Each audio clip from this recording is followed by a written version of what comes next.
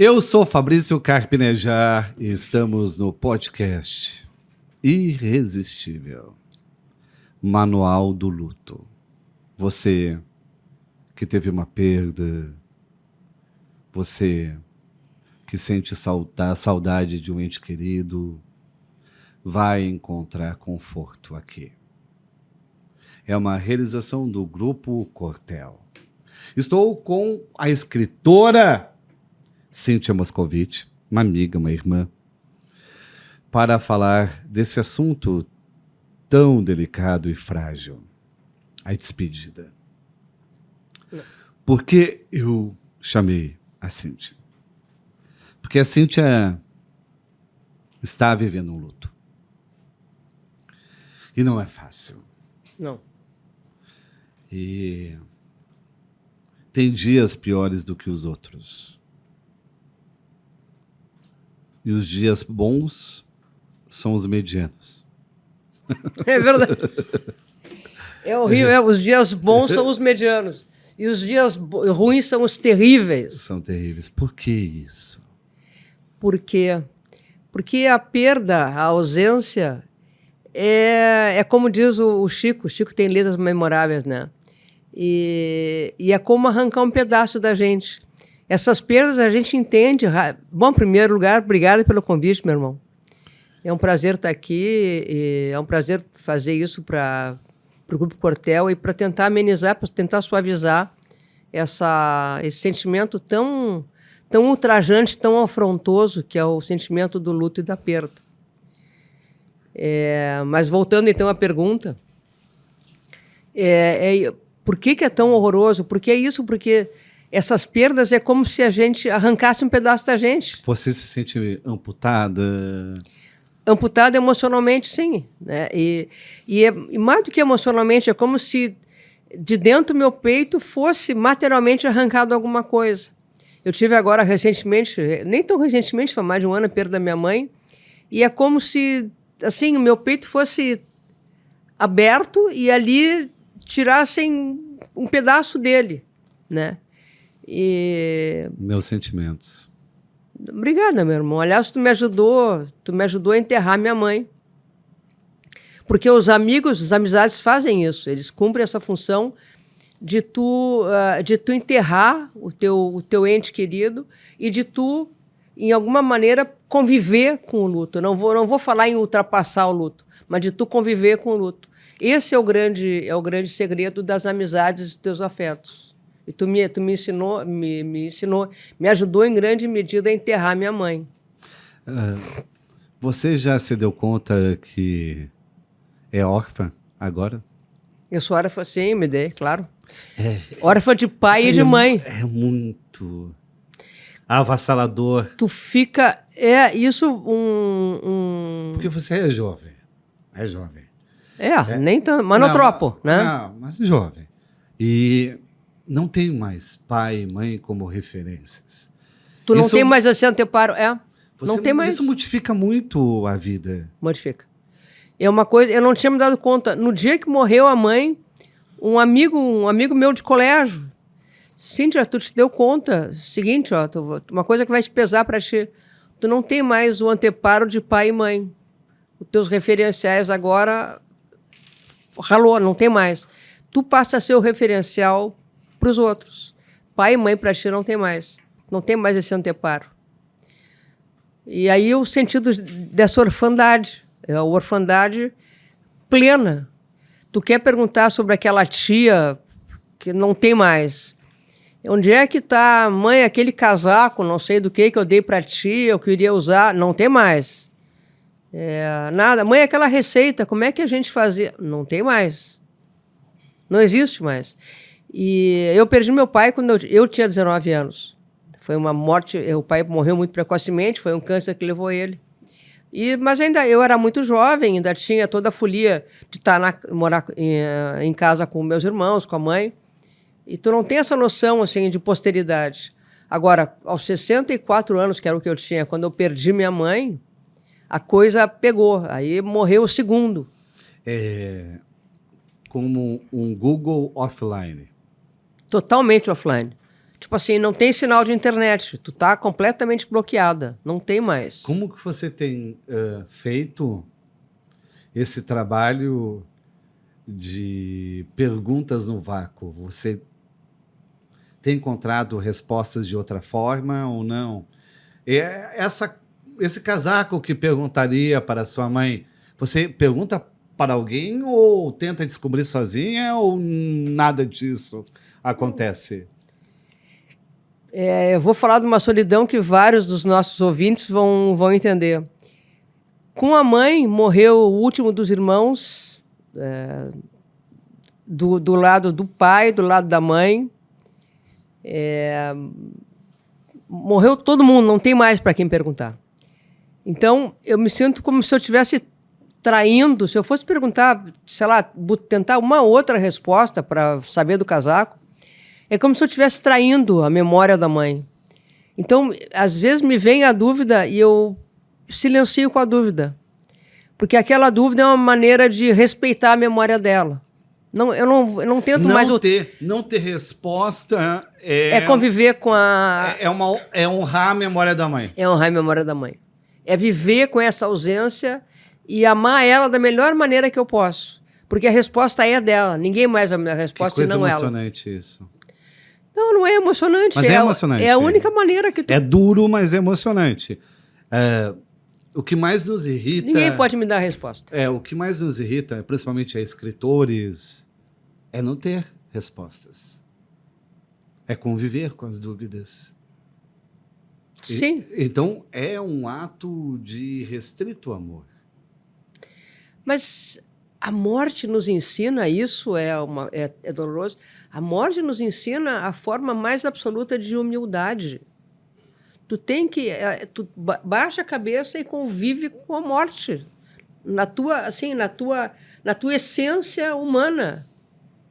Porque tu vira na morte, na morte alheia, na tua morte, tu vira... Vai me perdoar pelo que eu vou dizer, mas tu vira um merda. Tu é realmente, assim, uma coisa minúscula. Então, tu é obrigado a te recolher. E qualquer coisa que eu, por exemplo, que eu faça para ultrapassar a morte da minha mãe, sei lá, buscar a resposta do Rabino. Do Rabino, parece que é afrontar a minha própria humildade. Tu entende? Eu não quero isso. Claro, seguidamente... Você aceita a perda. Aceito a perda. Tipo, a minha vida não será mais como antes, eu não vou ter mais essas respostas, eu devo me conformar com essa minha condição, exatamente, que é insignificante, que é pronto, minúsculo e deu. E é isso. Agora, claro, tem coisas assim, ó, que aí eu ultrapasso a minha mãe, aí eu tenho que fazer assim, tipo, eu tenho que fazer uma receita de almôndega. Bom, fazer uma receita de almôndega. Puta, a mãe não está mais viva. O que eu ponho aqui, que isso aqui, essa liga, a massa não está dando liga, está tudo desmanchando. Pela minha lógica que eu estou te dizendo, deve ser igual ao do casaco. Eu devo aceitar que a receita está desmanchando. Mas aí eu digo, não, aí eu ultrapasso. Quando se trata de comida, eu ultrapasso e eu invento alguma coisa até para honrar a culinária da mãe, que era uma coisa excepcional. Né? Eu honro a mãe no que ela mais gostava de fazer, que era comer. Então, eu tento fazer os pratos que ela fazia da melhor maneira. E quando ela não está, eu tento inventar. Como isso afetou o seu apetite? Eu como mais para preencher o vazio que ela deixou. Eu fiquei com uma... Na verdade, eu entrei num processo depressivo, eu tive... Com ajuda médica? Sim. Não, porque ela morreu porque ela... teve um procedimento que ela fez, um implante de marca-passo, na verdade um desfibrilador, e durante o implante do desfibrilador, um dos cabos perfurou uma artéria e ela teve uma hemorragia que levou ela 11 dias na UTI e ela veio a morrer disso. Mas isso não é muito comum acontecer? Não é nada comum. Não é nada comum. Isso é um procedimento que se faz para salvar o paciente, não para matá-lo. E o médico muito amoroso, ele nunca tinha perdido ninguém nessa situação. Ele ficou mortificado, pobrezinho. Ele é um médico maravilhoso. Aconteceu, foi um problema que aconteceu, como acontecem os problemas. Não, ninguém está isento, ninguém está livre. Mas o meu drama foram aqueles 11 dias de UTI, de ver minha mãe entubada e depois com traqueostomia, com dores e inconsciente, querendo se livrar. Ela berrava muda, querendo se livrar daquilo. E a impotência que tu tem diante de um quadro desses é uma coisa que nem na morte do meu pai, que eu tinha 18, 19 anos, eu me senti tão impotente, porque na morte do meu pai também a mãe me jogou a responsabilidade de cuidar dos meus irmãos. A gente estava em São Paulo e eu fiquei de cuidar dos meus irmãos. E na morte dela também, meus irmãos não sabiam muito como agir, eu fiquei tentando falar com os médicos, tentando salvar ela, tentando minimizar a dor. Eu pedi para o médico para que não tomasse nenhuma atitude extrema, porque estava se vendo que ela não ia a lugar nenhum, né, que não prolongasse aquela agonia. Foi combinado isso também é uma coisa muito dura de combinar com o médico, mas uma coisa super necessária, né? Não prolonga a vida de um paciente com medidas extraordinárias, porque não tem mais o que fazer, né? E ele me prometeu, olha, a equipe da UTI está fazendo tudo que pode fazer enquanto eles têm esperança. Enquanto eles estão fazendo... quando estiverem fazendo coisas que realmente não têm perspectiva, eles vão retroceder e vão tomar medidas paliativas até que a natureza se imponha e aconteça o que tem que acontecer. Mas tudo isso é uma coisa que te aniquila completamente. E meu emocional ficou todo aniquilado. Eu fiquei com estresse pós-traumático. Eu até hoje acordo gritando.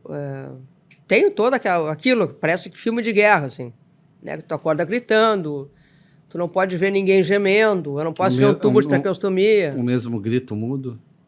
O mesmo grito mudo, só que o meu tem voz.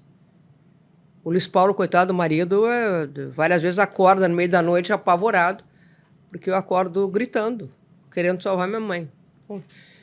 E não salvo, né? Então, a comida é uma maneira de tu... Sempre foi, né? Eu sempre fui uma criança gordinha. E sempre descobri na comida uma maneira de saciar alguma deficiência, alguma lacuna, algum buraco. E eu engordo com muita facilidade. E a mãe sempre nos deu muita comida. Era uma maneira de dizer que ela nos amava. Mas né? Ela em si não comia. Não! A mãe tinha neurose de gordura. Que é estranho, o né? legal Porque ela fazia engordar e era magra. Claro, ela Era não comia fina. nada. Ela tinha medo de engordar. Mas o prazer dela era que os filhos comessem. Engordasse por ela. Isto. Os filhos assim, gordos, rechonchudos. Ela adorava aquilo. Como se os filhos pudessem fazer aquilo que ela não poderia. Mas é o seguinte, tem Vocês exerciam a liberdade dela. Exatamente isso. Porque ela sempre foi uma mulher muito linda. A mãe era conhecida na comunidade judaica como a Jacqueline Kennedy do Bonfim. Ela era Jackie O, é verdade. Tem fotos da mãe, era uma coisa belíssima. A mãe tinha assim, ó, chovia de pretendente, era uma mulher linda. Ela nunca casou de novo? Não, a mãe não. A mãe era fiel ao pai, não. Que também isso é algo que mexe com o sistema nervoso. É horror. É um horror. Não, que se a Porque mãe... é uma bagagem pesada. A Claro. mãe ser fiel ao morto. É que não é que ela fosse fiel ao morto, não é um troço tão dramático assim. Não? É que... Não é. Não, a mãe era bem dramática, mas nesse ponto, assim, ela saía encontrar os senhores lá, né? Aí, mas o cara é chato, ele come de boca aberta. Pô, o cara rotou na mesa. O cara é um grosso. Desqualificava. Já não podia, né? Porque o pai era um querido, assim, o pai era um homem bem educado. Sei lá, sabe lá a maçonaria de um casal, como é que é, né? Mas então eles tinham lá as coisas deles, então ela comparava. E talvez ela estivesse meio de saco cheio para começar de novo, né? Porque começar um relacionamento deve ser um saco também, né? Não sei, ela nunca... Eu sofri o mesmo, porque a minha mãe nunca casou de novo. Ah, pois é. Só que a minha mãe era viúva de um pai vivo. Mas ela nunca casou. E para mim é um choque. Foi um choque, porque a minha mãe aposentou as chuteiras aos 40 anos. É muito cedo. A idade que a minha tinha quando meu pai morreu. Nunca namorou mais. Que tu saiba, né?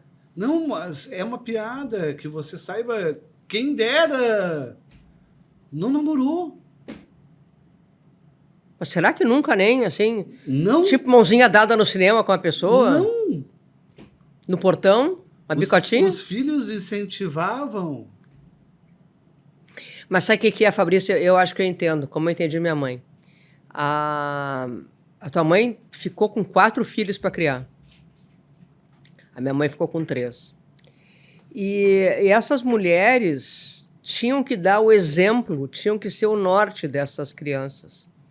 Então, escuta, eu não tô, tu tem que tentar pensar com a cabeça delas. Não pensa sim, com a tua cabeça. Eu sei, Ok, eu também, eu te entendo. É. Então, assim... ó, Mas a careta é inevitável. a careta, claro que a careta é inevitável. Porque, olha, é vontade de dar com um gato morto Exato. na cabeça delas, Nossa. né? Vão tomar banho também, né? Mas assim, ó, mas o norte moral delas era um troço assim que não tinha força magnética que tirasse essa bula daquele prumo. Elas tinham que ser impecáveis, assim. Aqueles joelhos ficavam juntos e nunca mais iam abrir. Mas eu não sei até que ponto essa teimosia é um tanto louca, santa ou demoníaca. Demoníaca, eu acho. É de demonstrar fidelidade a alguém que não merece por toda a vida. Pois é, tia, mas aí eu não sei. Eu acho que aí... Porque se a pessoa não está com você, não merece. É simples. Não, simples assim, claro que sim.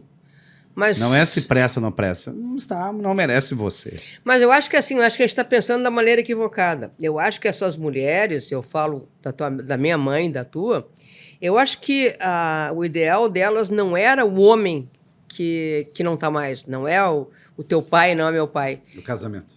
Exato. A imagem, a instituição do casamento, que é uma coisa meio sagrada para elas. Elas eram não fiéis a um homem, mas fiéis ao A ideia é a casamento. instituição do casamento. Verdade. Porque Dela transgredir é muito violento para elas. E como eu digo, eu acho que... Aquela história de ser fiel a toda a vida, elas levam a sério. Muito Não, a sério. É fiel a toda a vida ao casamento. Ao casamento.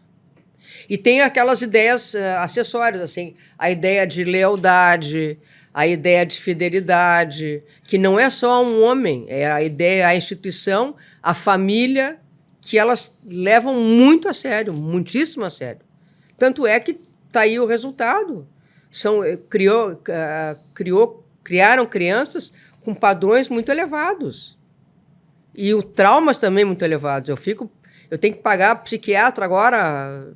Quando que eu tenho que até o final da minha vida? Porque geraram traumas horrorosos. Eu tenho certeza disso. Eu faço terapia toda semana. Pois é, tu enlouquece psiquiatra, eu também.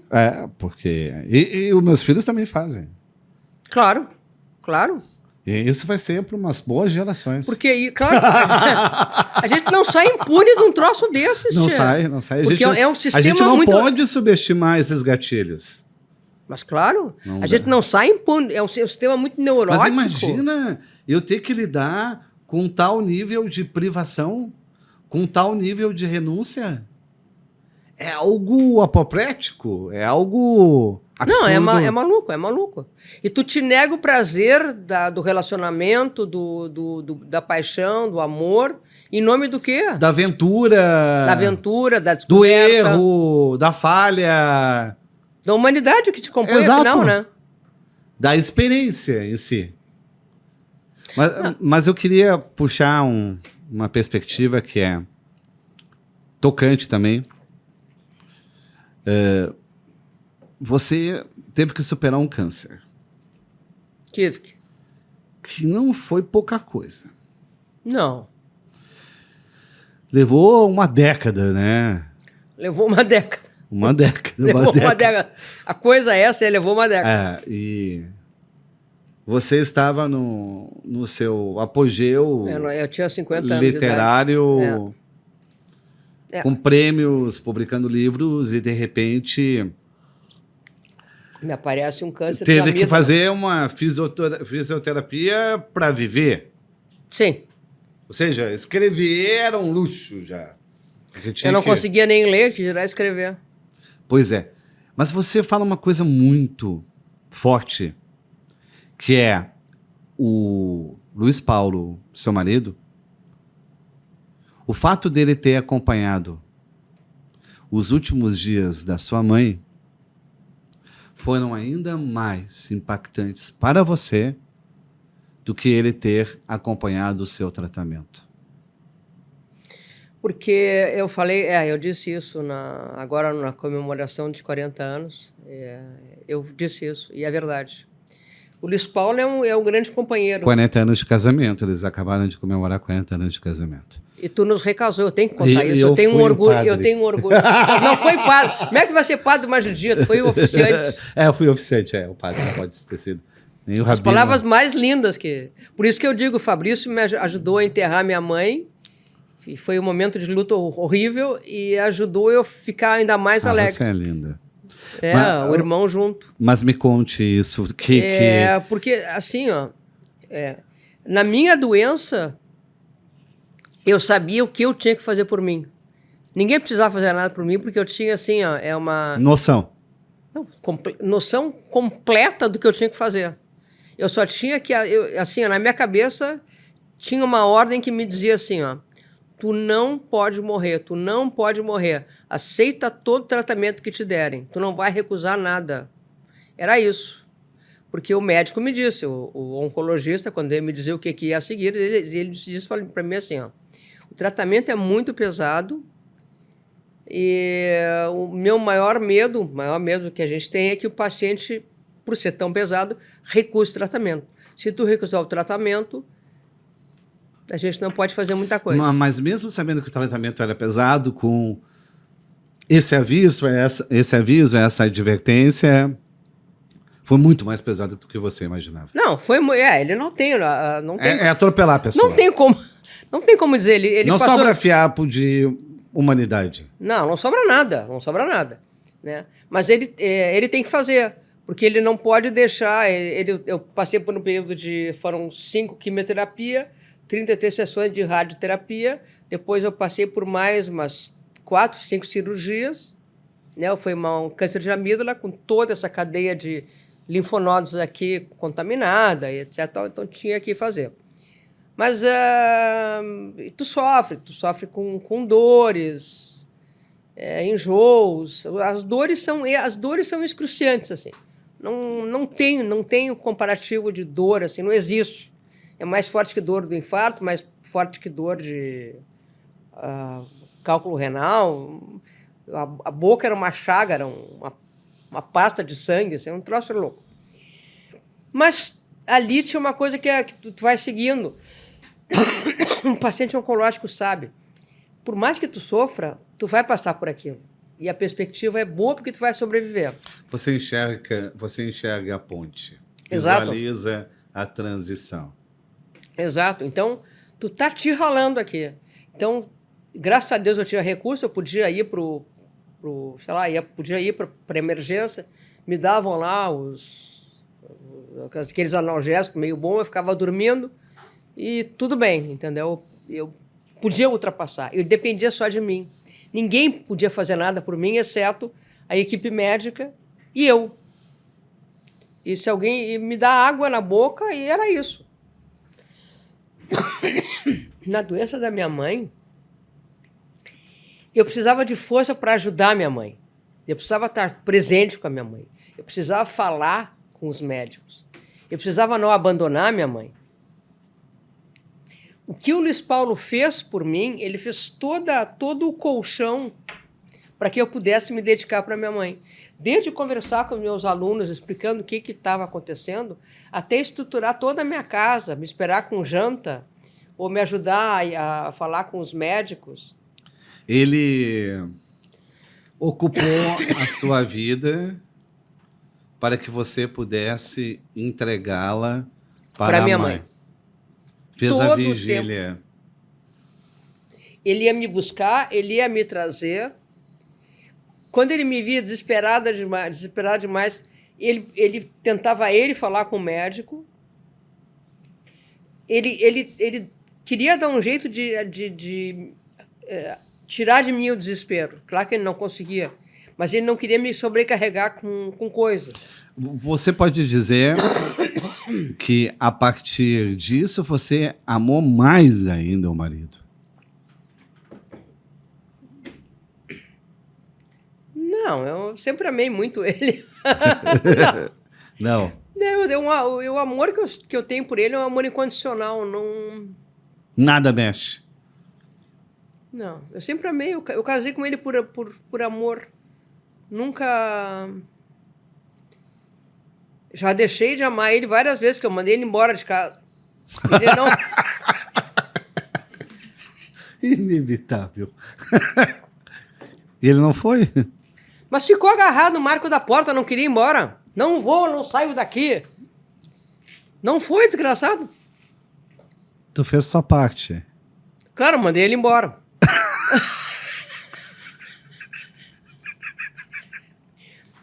Mas claro, mas não foi.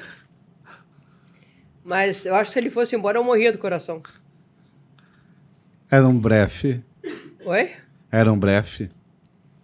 Não era um blefe. Eu queria que ele desaparecesse da minha frente. Quando eu não blefo. Não, eu não blefo. Quando ele fez... Eu não vou te contar o que ele fez. Não quero nem lembrar.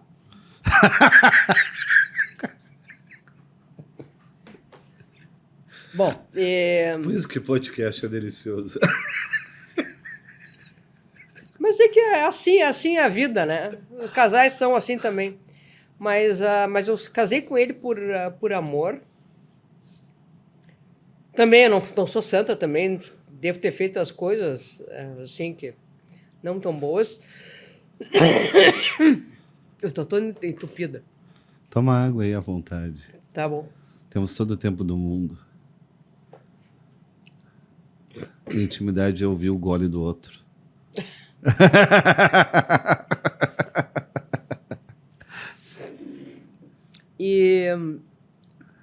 Mas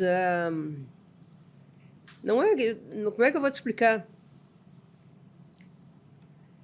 Não é que tenha me feito amar mais ele. Ele é o meu companheiro. Foi uma confirmação da lealdade. Uma confirmação.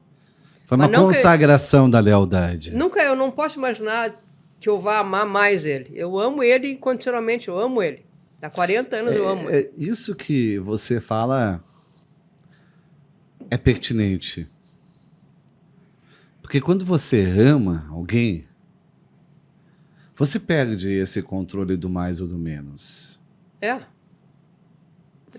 Você meio que ultrapassou a arrebentação. Eu acho que sim. A gente tem uma visão do amor como ondas, aquelas ondas que batem, que fazem barulho, refluem. Que sabe que tem o repuxo. Mas o amor é depois que você passa da arrebentação, que não tem onda, mas o mar é mais fundo. Que bonito isso. Que bonito isso. Você não se afoga ali na margem, mas você pode se afogar nesse amor. Por isso que ele é para habilidosos. É calma. E é uma calma que não pode ser monotonia. É uma calma que não pode ser tédio. Tem que ser uma calma intensa. A calma, exato. Mas aí que tá, mas isso que é uma construção de vida a dois, porque tu também não pode viver na tua calma, porque daí vira uma monotonia a tua própria vida. Precisa ter um refluxo. Precisa ter um incentivo, precisa ter uma iniciativa. Isso. Então, olha aqui, mas tu já leu esse livro aqui? Escuta, eu comprei um café novo, olha que bom esse café, vamos fazer uma comida. Escuta, vamos viajar, olha aqui a bicicleta elétrica, é uma coisa boa. Eu escuto muito disso. São como insights. Como são insights. Que eu acho que todo casal deve ter. Todo casal tem que ter, mas é assim, ó, a minha vida inteira, assim, eu gosto de me divertir. Se eu não me divirto, Aqui não tá tem uma graça. massagem, já testou uma massagem? Eu tenho uma massagista boa, por que você não vai? São novas fronteiras do sensível. Exato. Mas não é exatamente pelo relacionamento, é mais por mim. Eu só me divirto se ele se diverte junto. Isso é bem verdade, assim, sabe? Não, eu não sei se é bem assim. Eu sinto que você se diverte bem sozinha. Não, me divirto bem sozinho. Não, eu já te vi se divertindo sozinha. A questão é, ele se divertindo, você pode se divertir melhor sozinha. Será? Faz sentido o raciocínio? Pode fazer isso. O que eu penso, por exemplo, a Beatriz estando alegre é bom para mim, porque eu também posso Claro, ser tu também pode ser alegre sem me preocupar com ela. Exato. O ruim é quando a pessoa depende de você para abastecer a sua alegria. Aí Mas você aí é uma maluquice. Não, mas aí você fica vazio, porque a outra pessoa, se só é feliz com você, sai de perto. Não, mas aí é carrapato. Aí é sanguessuga. Não, aí tu tá falando de uma dependência maluca, assim. Não, cada um... Mas tem gente que só faz tudo junto. Tudo junto. Tudo junto. Mas eu tô falando tudo junto. Se tem um final de semana, um sábado, um domingo, tem que ser só casal sábado e domingo. Não é capaz de sair sozinho no sábado. Como se fosse uma infidelidade. É isso que eu tô trazendo. Sim, eu tô entendendo o que tu tá dizendo. É tipo, tem que ter seus amigos.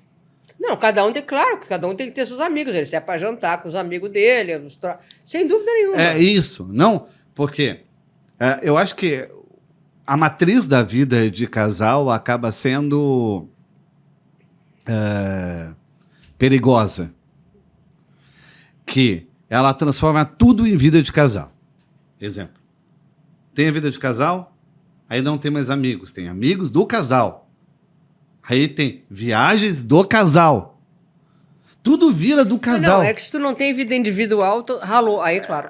É uma matriz que vai duplicando tudo. Tu não tem mais uma amizade solitária, uma amizade individual, um afeto individual, um passatempo individual. É tudo. Aí, se um faz uma coisa, faz junto. Se faz... É tudo duplicado. Até... Eu consigo te entender. Isso é algo que me assusta, porque eu não acredito que uma pessoa nesse processo não esteja se anulando. Não, tu tem razão, eu também não acredito. E tem mais uma coisa assim, no fim alguém pode... chega alguém do casal chega pra ti e diz assim, tu me fez infeliz. Vá tomar banho, né? Tu é infeliz sozinho. Que pretensão. A gente não precisa de ninguém para ser infeliz. A gente é infeliz sozinho, né? Mas quando eu falo assim, se divertir junto, é que eu me divirto, claro, eu me divirto sozinho. Mas com ele é super melhor. Porque a gente galinha muito junto. Não, sim. E vocês também viajam. Vocês viajaram já, eu acho que... Todo dia que a gente ganha para viajar. Eu falo que a Cíntia e o Luiz Paulo só não viajaram mais do que a Glória Maria. Muito boa aquilo, como eu rio aqui. Porque é impressionante o quanto vocês viajaram. Conhece todos os países. Não, conhecemos uma boa parte. Não, mas tipo... A nossa grana é para viajar. Nós decidimos... Uns 60 países vocês conhecem. Conhecemos bastante. A viagem, ela traz a saudade da casa. Isso. Não tem sentido viajar se você não tem um lugar para voltar. A melhor parte é voltar.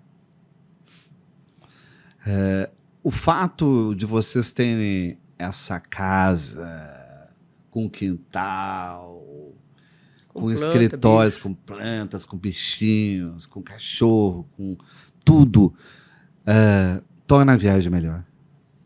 Claro que torna a viagem melhor. A melhor coisa que existe, realmente, é tu ter um lugar para voltar. Não é nem a viagem, é poder voltar dela. E a viagem somente começa quando você volta. Que você Claro. revê as fotos, lembra daquilo que é essencial, conta. Conta para as pessoas, comenta um com o outro. Ah, uma semana atrás a gente estava não sei onde. Assim como uma viagem é boa porque você tem para onde voltar, a morte é uma viagem sem volta. Portanto, é uma viagem ruim. É uma viagem que você não tem como dividi-la. Ela não vai acontecer com a sua presença. É uma viagem que a gente não sabe qual será a bagagem. É. Quando a sua mãe morreu, ela não estava aqui para ouvir. Você ficou surpresa com o que as outras pessoas falavam dela? Fiquei. Fiquei absolutamente surpresa com o que falaram da mãe. Como, por exemplo? Lembra de alguma situação? De forma específica não me lembro, mas eu fiquei surpresa do quanto a mãe, ela era benquista pelas pessoas. De pessoas assim que eu nem sabia que conheciam a mãe, gente estranha se aproximou de mim para dizer que gostava muito da mãe, que ela tinha fez coisas boas pelas pessoas. Eu também não tinha a mínima ideia que ela tinha ajudado fulano, cicrano, beltrano. E eu nunca soube assim, eu até soube em alguma medida, né? O que as pessoas achavam da minha mãe. Eu sabia o que as pessoas próximas achavam da minha mãe. A mãe era uma pessoa muito difícil de conviver. Mas eu fiquei muito surpresa quando essas pessoas de fora, estranhas, vieram me falar acerca da mãe. Do quanto a mãe ajudou. A mãe era uma pessoa que ajudava as pessoas. E isso eu fiquei muito comovida, porque eu sabia que o pai era uma pessoa que ajudava as pessoas. E não esperava isso da mãe? Não. Eu não sabia disso. E fiquei muito comovida com isso. Porque o morto vai, fica a bagagem dele. Sim, ele não leva a bagagem junto, né? Só leva o que tem no coração. E você tem que mexer na bagagem da outra pessoa. Desmontar a bagagem da outra pessoa. Que é quase uma invasão de privacidade. É horrível. Porque aí você consegue enxergar finalmente quem a pessoa era. Mas você sente que está fazendo algo proibido. Claro. É complicado mesmo. Abrir o guarda-roupa. Mexer na roupa de baixo, nas camisolinhas. Como é que Você fez esse isso? trabalho? Eu ainda não tive coragem. Eu comecei a fazer isso, saí correndo. Então o guarda-roupa continua intocado. Agora os guris estão, os meus irmãos, nós temos que providenciar a venda do apartamento da mãe. Então eu já tenho até destino, nós vamos dar para o asilo Padre Cacique as roupinhas da mãe. Mas eu me deu acesso de choro, eu saí correndo do apartamento da mãe. Eu não consigo desmontar o apartamento da mãe. Justamente por isso, como é que tu vai mexer? Imagina abrir uma gaveta e pegar as calcinhas da mãe. Não, Isso se ela estivesse viva, você até poderia dizer, mãe, como que você usa isso? Como várias vezes eu dizia, porque ela usava umas calcinhas desse tamanho. Umas calçola horrível. E ela, obrigada, não te mete, é disso que eu gosto. Mas era a coisa mais horrível da face da terra. Umas calcinhas de algodão que pareciam um samba-canção. Não te mete, é disso que eu gosto. E durante a doença dela, eu vestia ela, eu nunca tive problema de tocar na roupa da mãe, tocar na mãe, nunca tive problema. Mas Você chegou a roubar um objeto dela depois da morte? Um objeto que pudesse não, mas ser de estimação, que você pensa... Porque eu sei, mas eu vou ficar, eu já sei o que... Do meu pai eu fiquei com o óculos dele, óculos de grau. óculos de grau do pai. Da mãe também eu vou ficar com o óculos de grau dela. Eu escrevo com o óculos de grau do meu pai, junto comigo. Ah, não, tá brincando. Te juro por Deus. Ah, tá, mas tu não usa ele. Não, não tem como. Meu pai é muito diferente a lente. Não, o óculos do pai tá sempre ali. Quando a coisa aperta, aí eu tiro do estojo e ponho junto comigo. É a certeza do afeto ali junto. Pai, agora vamos lá, é tu e eu. Agora eu vou ter dois, o óculos da mãe também. Eu não consegui entrar lá ainda. Você acredita que todo esse vendaval, esse redemoinho emocional dos últimos anos em sua vida pode virar material literário? A morte do pai já tem vários episódios que já virou. Sim, sim, mas esses fatos recentes, por exemplo. Ah, não, sem dúvida nenhuma. O que você pensa em fazer? Eu estou agora escrevendo, tu sabe que eu estou escrevendo, tem uns que me empurram, sobre o câncer ainda, né? E achando jeito ainda, estou burilando aquilo, estou com essa dificuldade ainda pessoal com a morte da mãe, que me impede ainda. Por que você não usa a vida como recurso? O quê? Por que você não faz 2 livros pela metade? Por exemplo, você disse que está escrevendo um livro sobre o câncer. Tô. Foi interrompido pela morte da mãe. Isso. Interrompa o livro do câncer pela morte da mãe. Assim como é a vida.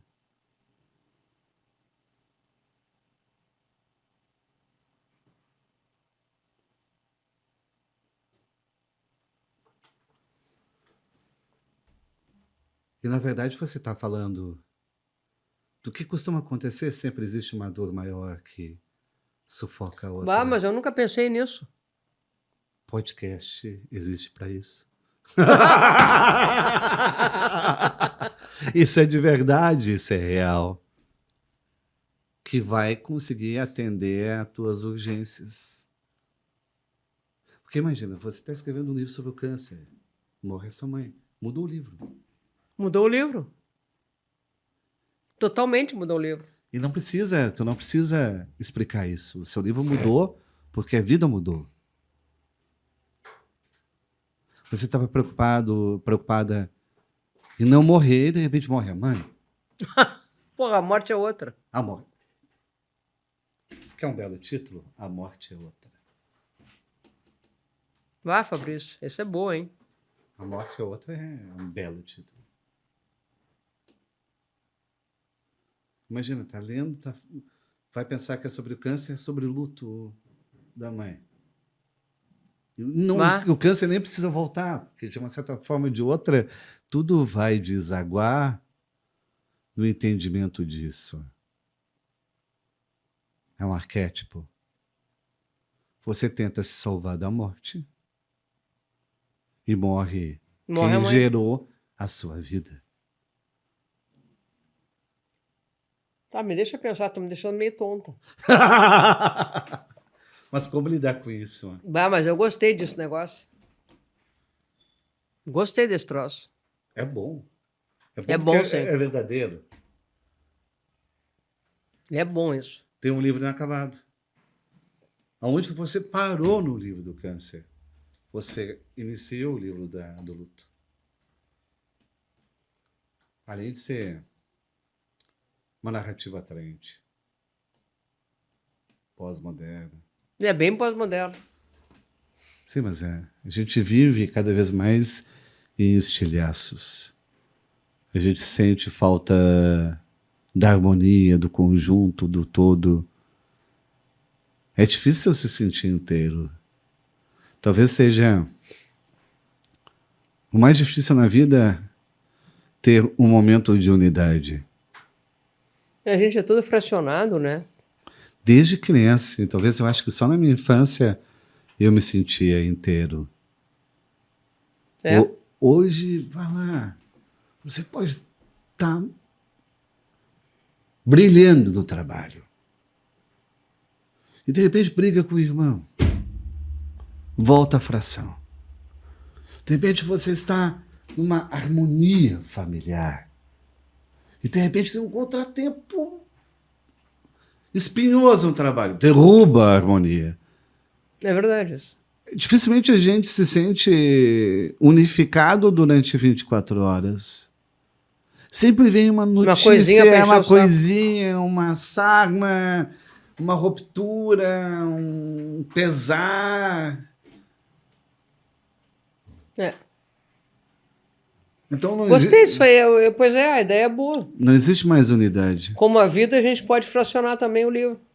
E talvez, eu acho que a saúde seja isolar as infelicidades. Não dá tanta atenção. Você percebe que alguém está adoentado quando já espera o pior. Como se fosse aquela lei de Murphy. Ah, quebrou o copo. Ah, então agora, a partir de agora, tudo vai quebrar. Ou o pior vai acontecer sucessivamente. Você pensa que entra numa cadeia irreversível de derrotas, de desilusões, de acontecimentos infaustos. Quando você rompe isso, ó, quebrou o copo, apenas quebrou o copo. Só é o copo. Não é nada é o sinal mais. Da desgraça. Não é nada mais, não é um aviso de uma desgraça sequencial. Porque você fica menos exigente com as coisas. Eu não sei se para você funciona assim, mas quando acontece algo desagradável, desconfortável no meu dia, eu fico mais humilde. Ok, vou ficar mais atento. É. Eu estava desatento, é verdade isso. Vou ficar mais atento. Mas aquele copo que quebra acaba sendo positivo porque ele gera uma maior atenção. Aí eu fico pensando, e aí vem aquela mente otimista. Eu fico pensando, aquele copo quebrou para algo mais valioso não quebrar. Para que eu não quebrasse algo mais valioso ao longo do dia. Tu quebra muito copo todos os dias? Não, pouco. Pouco copo. Eu quebro mais palavras.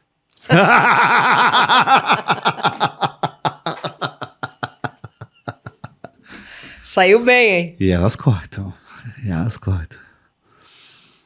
Você tem muito zelo pelas palavras, você escreve divinamente. Bom, isso é tu que está dizendo. O advérbio passeia na sua escrita. Oh. É difícil viver pela palavra certa? É uma sina, é muito difícil. Tu sabe tanto que tu é um inferno esse troço. Não, eu escrevo crônicas. As crônicas, elas são mais acessíveis do que a poesia. por exemplo. Ah, tu é um grande poeta. Mas assim... Tu é um poeta maravilhoso. E vai me Mas a fazer essa crônica pergunta. fica mais como conversa. O importante é a intenção, é o conjunto, a ideia, a história. Já tu trabalha com conto, que o conto é lapidação máxima. Tem suas exigências. Né? E o romance também é uma orquestração de personagens e ambientes. Mas eu quero saber, você busca palavras assim? Você... Busco. Não tem como não buscar. É uma coisa que eu estou constantemente à procura. Eu trabalho sempre. Bom, trabalho sempre com. Eu assino o UOL para ter o Eyes Online. É verdade. Não é para ler a Folha de São Paulo, eu tenho para ter o Eyes Online. Né, o dicionário Eyes. Dicionário Eyes, Porque eu gosto muito do Eyes, porque ele me dá etimologia. Então, às vezes, com a etimologia da palavra, eu consigo achar um sinônimo. Se eu não estou satisfeita com a palavra, com a sinonímia que ele me dá, com a etimologia, às vezes eu consigo achar um equivalente bacana. Mas eu realmente, assim, eu não consigo ser leviana, né, no escrever. Eu tive uma escola muito boa, que é a do Assis, né? Assis Brasil, oficina Assis Brasil, Luiz Antônio de Assis Brasil, nosso autor aqui. Da PUC. Da PUC.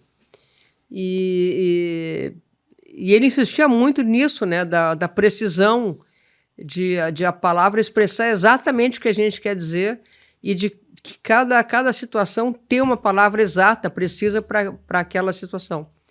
Então, eu tenho isso em mim, assim, e além de eu acho delicioso isso, né?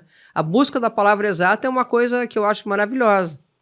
Tanto é que na parte de revisão dos textos, eu sempre paro e fico buscando a palavra. Eu adoro essa parte mais do que de escrever. Da pesquisa. Isso. Eu tenho alucinação pela pesquisa. Teria alguma palavra que definisse você? Definir? Uma palavra. Poxa vida, uma palavra que me definisse. Eu sou obstinada. Obstinada. Uma palavra que definisse a sua mãe. A minha mãe, obstinada. Sem sinônimo? Sem sinônimo. A mãe era obstinada. Então você é muito filha da obstinação dela? Sou. A minha mãe, vou te falar uma coisa. A minha mãe teve uma infância, ela nasceu em Santana do Livramento, num sótão. Elas não podiam ficar de pé. Se criava galinha no lugar onde ela nasceu. Não podiam ficar de pé. Eram gente miserável, passaram fome. E ela jurou que eles iam sair daquela situação e que eles iam ter uma vida digna. Meu pai sustentou a família trabalhando como estafeta.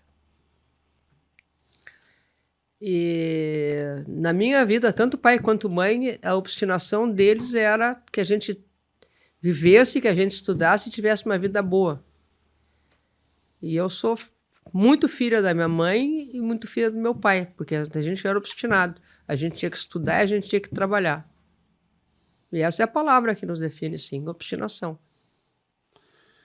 Cíntia, queria agradecer a conversa espiritualmente elevada e humanamente comovente.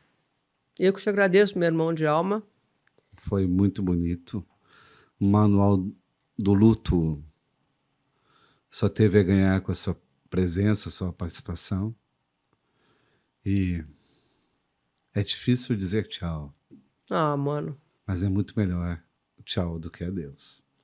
É muito melhor tchau do que adeus. Muito obrigado, mano, do coração. Obrigada para a Cortel, pela oportunidade. E parabéns pela iniciativa. É muito necessário isso. Obrigada, meu irmão.